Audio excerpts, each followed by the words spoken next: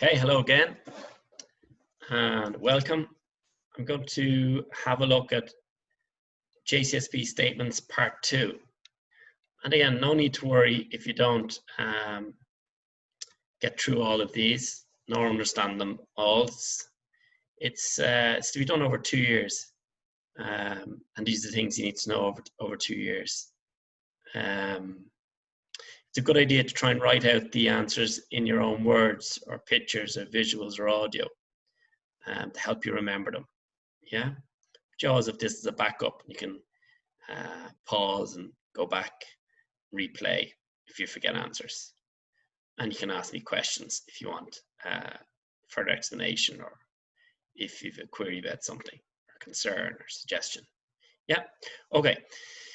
So this is, you'll scroll down to the same website, mrmcgarry.weebly.com, then go to Junior Cert JCSP, and then click on the slides. You'll find the videos in this one called CSP videos. These photographs of JCSP statements are in this tab called JCSP statements. Okay, so to begin, this is more about the individual, community, and society. And the things I'd like you to know are as follows. So understanding the rights and responsibilities and describe the different social groupings in society. So this ties in more into unit strand 1, yeah, which talks about people's responsibilities, human rights, dignity, etc. So the first learning goal is to list some personal rights.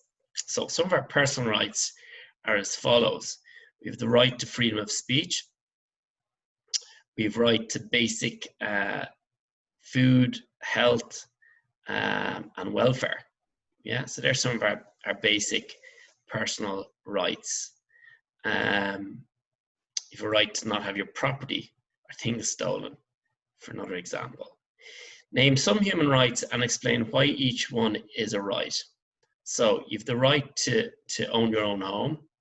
You've the right to live in safety. You've the right to live without being put under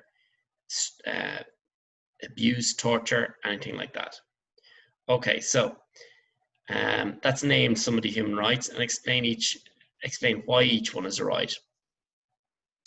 Well, you have a right to own your own home because this is enshrined in a document called the UN Universal Rights for Humans, and there's about 60 of them, and they say you've rights to all your basic needs and basic requirements to live in a safe and happy place. Okay, so it's to make the place a better and safer place to live in.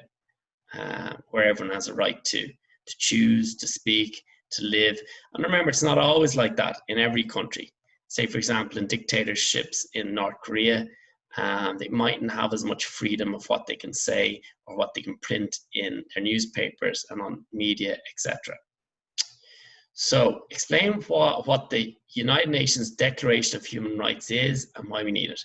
Okay, so the Declaration of Human Rights is a long document with 60 rights that humans are entitled to, and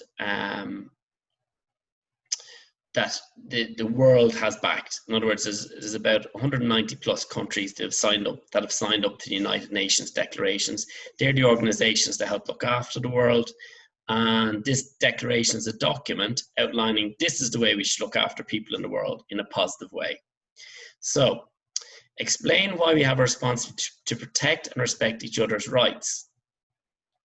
Well, if we didn't have documents and laws and rules and rights, people would be allowed to do whatever they wanted. And if that included, say, theft, murder, when you're buying and selling goods, to do whatever you like, leave it back, take it, don't take it, pay for it, not pay for it. Obviously, that's going to cause massive problems for the world we live in, right? So we have a responsibility to keep these rights so that everyone is in a safer and happier place. Name one international agreement or convention which can protect human rights. So there's the UN Convention on the Child, and that is outlining rights that children are entitled to. So again, one of the biggest ones that rights for children is that they're allowed to live in safety. Yeah. Okay, so explain reasons why rights are protected by these international conventions. Well, we've mentioned that already, and again, it's helping you to remember there that there is a document called the United Nations Declaration of Human Rights, and there's a long document on the Convention of the Rights of the Child, right? And reasons why they're protected is to keep us all in a much better place and world to live in, not just in our individual countries, but as unions and as organizations around the world, and as individuals and as societies and as communities. And they mean a lot the same thing, people working together and living together. Yeah. Okay, so give examples of how to be responsible towards the environment. Okay, so this is the first, number 7 question here. This is the first question that relates to strand 2, which is all about the environment and sustainability. So the first few questions, you'll find information on those from strand 1. But now we're on to strand 2, and it says give explanations of how to be responsible towards the environment. Well, the 3 key words to remember there are that we need to reduce the amount of things we're using. We need to reuse things. So that's like using Tupperware boxes to store food and to reuse rather than buying packaging. So reduce, reuse, and to recycle. So any of our paper and plastics, if we can put those into the green recycling bins. The brown bins are for food compost, and then your black bins are for your general items that can't be reused and can't be recycled. Okay, example of one of those is one of those black plastic containers. So when you scrunch them and then they immediately scrunch out again, they can't be recycled. And we need to keep things dry and wash them out before we put them into the recycle bin. And we know that's not easy, but we all have a responsibility to do our best. Okay, so explain what is meant by community and give 2 examples of communities. Okay, so you have the community of Rush School, St. Joseph's community. That's a community because it's got people working together, and it's got the board of directors, it's got teachers, it's got students, it's got the maintenance and cleaning staff, it has the office workers, it has the students, it has everyone that makes up a place is a community. You also have a community in Rush.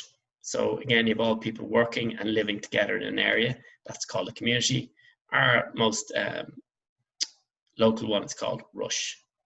Okay, so compare and contrast 2 different communities. Okay, well, the community in Rush is made up of business people, also made up of kids, older people, younger people, companies, shops, sports clubs, community centres, etc. And they all work towards the benefit of that community to help people and help people to have a better place to live. And then also in the school then, how that contrast is, well, we wouldn't have as many businesses running in the school. We might have our local enterprise businesses. We won't have as many shops in the school. We might have 1 coming in, but it's not like the amount of shops you have on a main street in Rush. And obviously Rush is an awful lot bigger as a community, whereas the school has a smaller community with less people when you add them all together. Okay, explain what are the characteristics of a community. Okay, well, a community should be one that looks out for each other, that are neighbourly, that are friendly, that take time to help people, and also that are for the benefit for everyone who lives or works in that community. Explain how certain communities organise themselves and give examples of one community. Well, the community of Rush helps to organise itself by using local councillors and even more so the local community centre. So that will have a lot of activities on for the community to help benefit the community.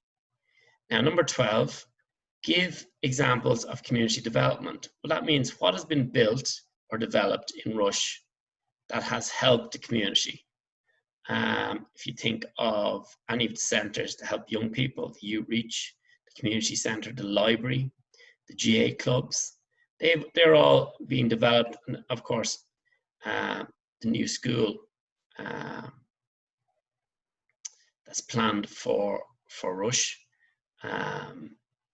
that hopefully will be an example of a good new development in the community.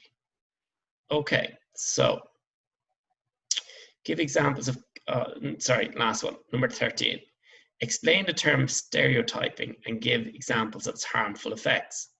Well, stereotyping means thinking everyone is the same, when we know that everyone is unique and thinks, has their own thoughts and their own personal beliefs, and